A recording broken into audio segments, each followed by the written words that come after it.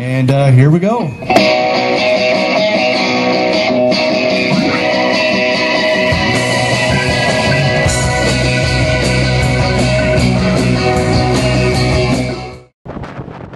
This is the only way anyone can get to or from the Shoal Lake 40 First Nation during the warm months of the year, and it has been that way for the past century, as a consequence of Winnipeg using the lake as its source of drinking water. Over the past 100 years, the people of this isolated Aboriginal community have used boats and ice roads to get all the necessities, including food, building materials, and even their own drinking water across the lake to their homes on this man-made island.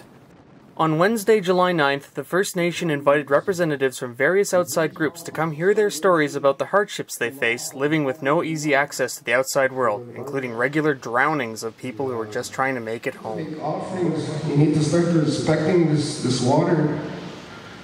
That's why it's taking so many people. And if you could feel the way I feel right now,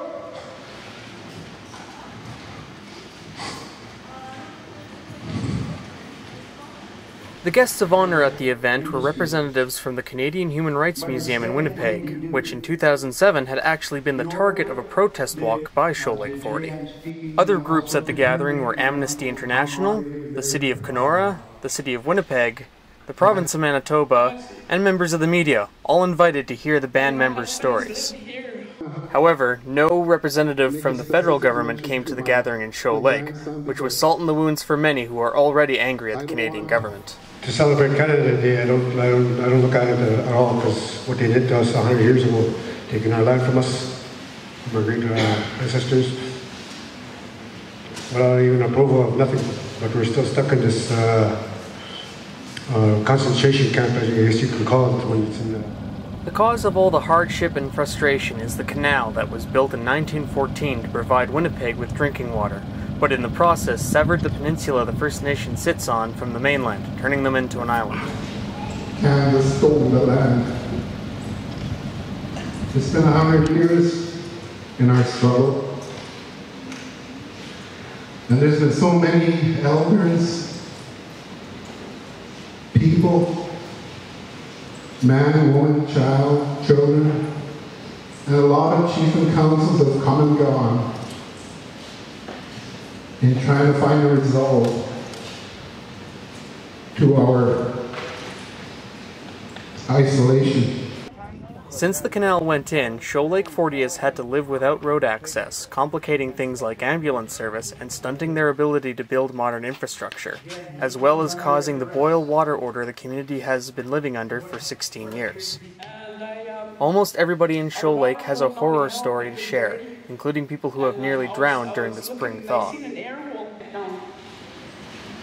And next thing I know, I can hear ice cracking. Then I seen my husband going down, but it was too late for me to try and back up. And I went down, I went completely under the ice. I remember being under the water, I remember looking up, because it was really clear that night. I remember looking up and I can actually see the ice where I came through. I can see it floating around above me. As I was looking up, I could see the stars. In January of 2013, Shoal Lake 40 completed its Freedom Road, which crosses the canal with a temporary bridge and eventually reaches the Trans-Canada Highway. The road is only passable while the ground is frozen during the winter, though. But the band intends to turn it into a proper all-season road to end their century-long isolation with the help of the City of Winnipeg and the Manitoba government. This has been a 100-year struggle, a 100-year fight. We've been trying to tell our story for 100 years. And finally, I think we've got an audience. We've got people that want to listen, that want to share that. And I encourage each and every one of you that's in this room to share that. We are building this road. We have a solution. We just got a missing person in the room. We all know who that is.